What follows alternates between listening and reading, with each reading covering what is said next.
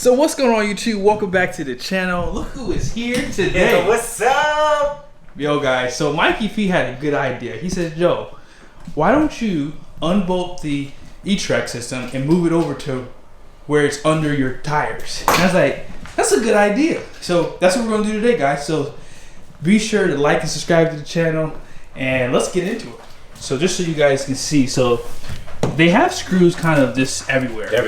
Everywhere. So they have these smaller screws, which just goes into the plywood. And then they have these long, these are self-tapping screws here? Yeah. And these go into the frame. So we gotta remember, so these go here, right? Yep. So we gotta remember where these go. Well, it looks like you got 5. You should got 6 self-tapping, right? You got 2, 4, 6, and then the rest of them are. Got you.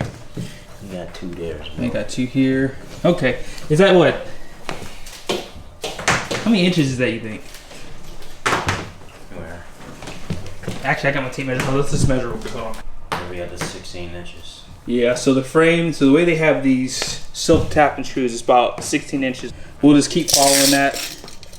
That way we put these back in the right way. So in order to make this E-Track work, you have to go into the frame of the trailer. So just make sure you do that if you are getting ready to install this into your trailer. So this should be pretty easy because we already kind of have the measurements already. So we're gonna go ahead and put the camera down and we'll let you guys see how it turns out.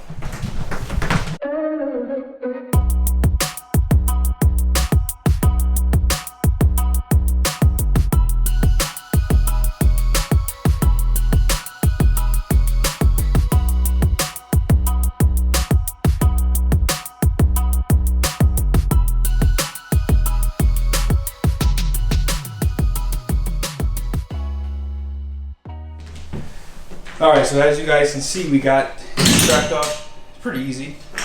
All we gotta do is just unbolt it and there you go. Now, as you guys can see, they put this so close to the wheel well that they were able to skip out and give me some trim on the side here. So I gotta go and buy some extra trim here and then it'll look a little bit better. But nevertheless, I'm happy that I'll be able to do my E-Track over the tires the right way. So but this should be right under the tires. We're not going to bolt it all the way down tonight. We're just going to kind of lay it this way, and then tomorrow morning I'll pull the car in and see where it's at.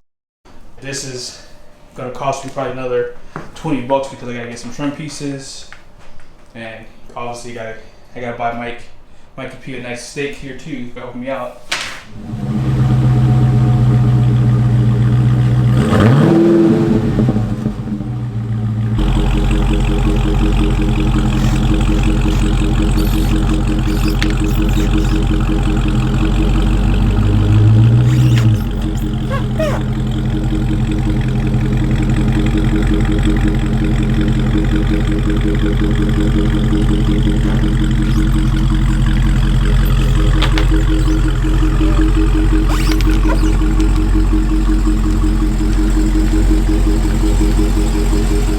Alright guys, so it is the next day.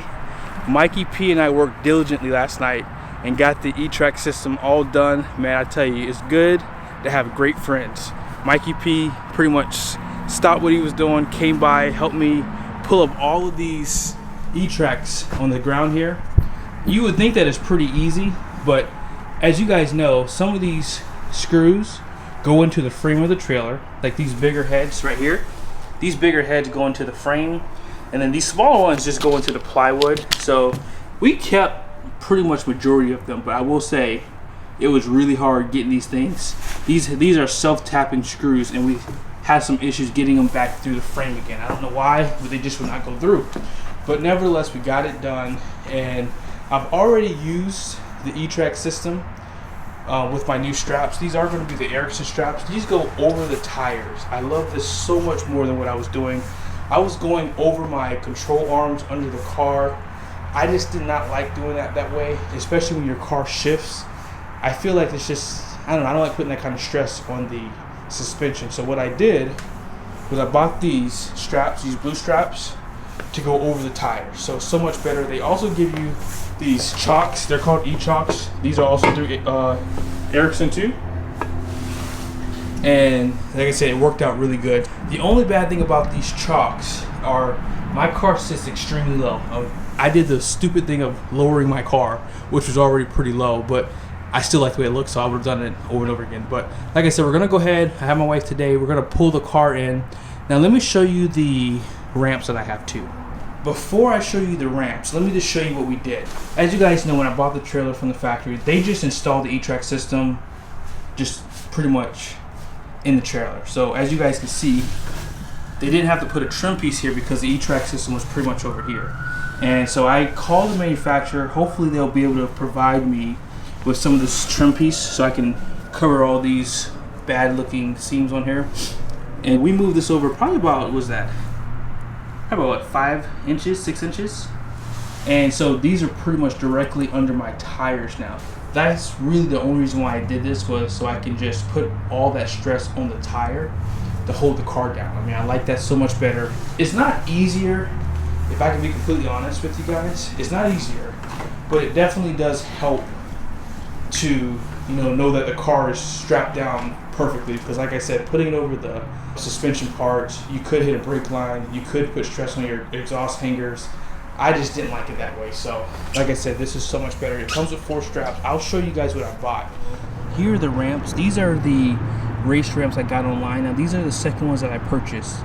If you don't remember, I bought a 53 inch and they were just 2 pieces. So this one has 4 pieces. This one is about 93 inches long. So if you have a low car like me, odds are you're gonna probably have to get these ramps, because I thought the other one would be fine, but you need as long as ramps as you can to give you that angle. I know Race Ramps online gives you like a diagram to follow to get the right ramp, so be sure to check that out. I'm going to show some of these things to you online. I didn't measure, I just knew that these were the ones I wanted. I think these were like $600 too, so they're really expensive. I was kind of hoping to spend $200 all in. Unfortunately, that didn't happen. So what I'm going to do is I'm going to have my wife pull in so you guys can see the angle when it comes up. That way you have a better idea how these works.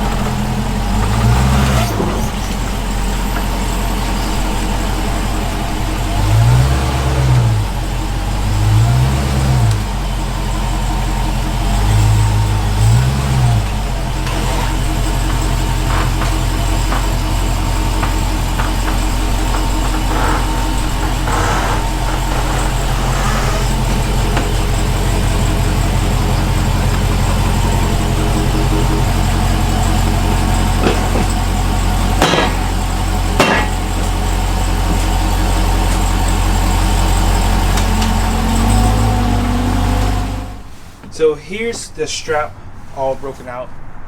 So this anchor is going to go in front of the tire. These 3 rubber pieces, they're going to go over the tire. This anchor is going to go a few clicks behind the tire. And then this is the last anchor to strap down the tire securely. And then, like I said, you're just going to add tension. And that's pretty much it. So let's go ahead and do that.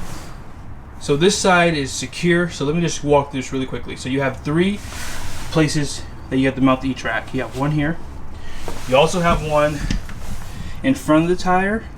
And then you mount it one directly behind the tire. Probably like maybe 2 or 3 clicks. And all you have to do is you have those little rubber pieces that you have in the tire. You just have to make sure you find some grooves for those. And once you anchor everything down, all you have to do now is just add tension with this, like this. Get it nice and tight, and then when you're done, just lock it into place. If you like, you can wrap this up nice and neat if you want, but that's pretty much it. I'm going to show you one last thing on this side. When you go to run this E-Track piece, behind the tire, I think the best way to do it is to kind of roll it up like this and then place it inside of the wheel well. And then what you want to do next is you have these rubber pieces. You want to make sure all of these clear the paint of your car, because I just noticed when I was running it up piece by piece, this was dragging on my paint of my car. So make sure these are pretty much away from the paint of your car and on the underbody of the wheel. I don't know how to explain it. It's really hard to explain it, guys, but just make sure these are clear from your paint. That's the best way to put it. Just give yourself some slack, and then that way these don't hit the paint on your car. Alright guys, so this was the first ramp that I purchased for my trailer. The price was $279. Let me show you guys the measurements. Now as you guys can see, this has an 8.2 degree angle. Now this is only 45 inches long. Now 5 inches of that is going to be for the trailer door on the rear. So the trailer door is going to sit right on this little piece. So you're going to lose about 5 inches. So as far as the approach goes, my Dodge Charger has a pretty big overhang.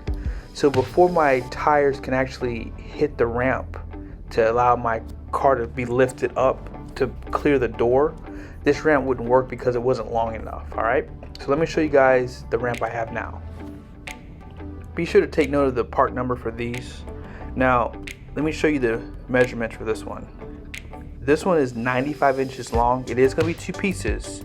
It has a 5-inch piece for your ramp door, so basically this is going to be 90 inches. But the good thing about this ramp is because of how long it is, because my car has a long overhang, by the time my bumper is about to hit the ramp, the tire makes contact, so the car raises back up again. This also has a place right here for the flap on your ramp door, so your tire can clear it also. They don't have any pricing for this online anymore. I guess they must have sold out, but these are about 600 bucks. They're not cheap, guys. So if you want this ramp, you might want to either build something on your own, or maybe see if you can get some used.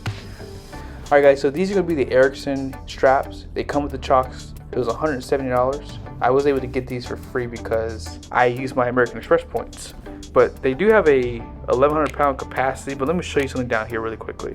Just below, they call the 1,100 pound capacity a working load limit, and then they have a maximum load of 3,300 pounds.